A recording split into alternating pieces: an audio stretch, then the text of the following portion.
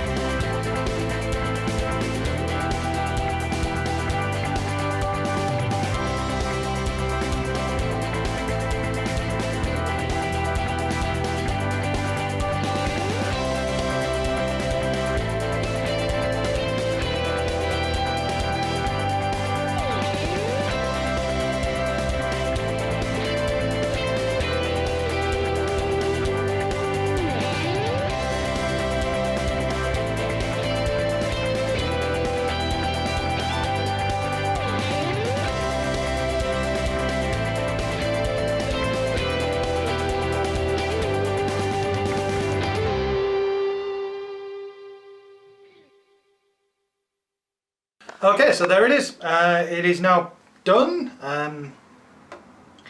Not quite as... I'm happy with it overall, but the bits didn't seem to go quite... I don't think the quality of these moulds have been quite as good. Some of these bits took a bit of cajoling together. So, big old model, it's got the action features of the main set. I have looked up the main set and done reviews. So we're going to start by looking at these piece by piece, starting as always with the minifigs. So the first minifig is this character that I don't know the name of. She's one of the little... It's two sub-characters, two little henchman characters that I really, as a comic fan, should know who they are, but I really don't. She's got a size. You can see here the printing's pretty good for this one. Nice sharp on the fit. The hair doesn't fit quite right. Focus, you can see the seam. And henchman number 2 is a zebra type character. And oh boy, that is a different kettle of fish altogether. If we look at the close-up, once it decides to focus, there you go. That has focused, you just can't tell it. The print on this is very, very smudgy. Very, very, very smudgy. Makes it look terrible, to be fair. This minifigure will go in a bag and be left there forever. The Batman minifig. Get it out of your Batmobile. Oh no, He's lost his utility belt. He's lost his legs. Put him back together. I have to ignore the fact that he's got the handlebars to his jet ski, because they just refuse to come out of his hands at the minute. You can see here the print on his body is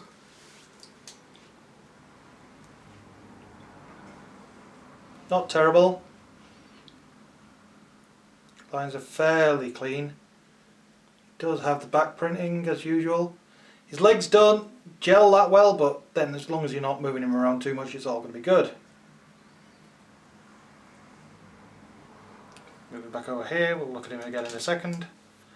And the other fig is the big fig. It's Killer Croc. And I quite like Croc as a character. Not sure I like his big fig, but then he's based on the Lego one. It's just his head looks a bit puny. So move it down here and you can see Croc's head is just a little bit that way. Just a little tiny in comparison to the rest of the body. The rest of his body's fine. It's got loads of action, tilting head, claws that move and can grasp and twist. Quite like them. It makes him really easy to pose on his vehicle, which will... I've just popped his finger off. It's really easy to pose on his vehicle, like so. Take this build in 2 parts. There is actually, didn't realise when I ordered it that there are 2 vehicles. First vehicle is obviously Croc's. The main vehicle is Croc's vehicle, but you have this cool little build of Batman's little jet boat. Wings at the back. Fair bit of detail on that. Couple of stickers. The stickers themselves. In there you've got a little control panel sticker set, and on the front this bat symbol one. Now I don't know if it's a printing error that it looks more grey than it does black. It should, I think it should meld better. Is that upside down? No. No, it's not upside down. They've got these 2 little shooters on the end, and I'm going to try and shoot this straight into the lens so that I don't lose it. Or actually I might just fire it at Jo. Ah, Don't fire. Didn't fire all that well. They did when I was testing them, but clearly they were a one-shot deal. But then, who wants to lose the little peggy things? Oop. Knocked a bit off. Like I said, this one, the grip on some of the pieces isn't quite as good, as on the other Lepin set that I've got. So there are quality differences between each set. That's one of the things I'm noticing between these. So you couldn't get some sets where everything grips really well, everything looks really close in colour, and then you get others where it just doesn't, and the things don't connect properly, or things look more discoloured than normal. So if we look at the vehicle itself, it's a nice solid build, which you would expect, seeing as they copied it from Lego. These things don't work very well. They're loose. They don't wedge in like they should, but I think that's because the quality of the batons on this particular set. I might go and dig out some spares I have. It's got all of the action pieces of the proper set, so it's got the suspension, but that's just a little thing. What else has it got? Oh, the panels on the side. Move it over here. Fire off. And that's about it as far as action pieces go. I'm kind of liking this build, but I'm not quite as happy with the quality of the Lepin on this one, the quality of the bricks. It's good enough, and for a display piece it'll do the job. It's not going to be a set that I'm going to poke around and play with. I might just wait and see if I can get the original, the real Lego one, on sale at some point further down the line. But for just sticking on a shelf to display, it's more than good enough. And the difference in price justifies almost everything, because here in New Zealand this set is currently about $140, $130, $140. Yeah, I think so. Which works out About 70 or 80 quid. about 70 or 80 quid, and I paid 30 for it. So I've saved 40 quid by dealing with a few looser fitting bricks.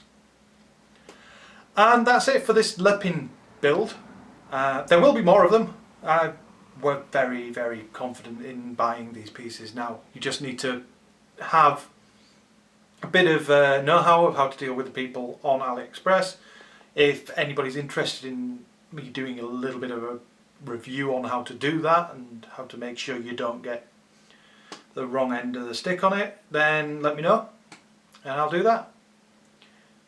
But other than that, we'll be back with more brick builds. Well, next week. Next week we're doing another Lepin build.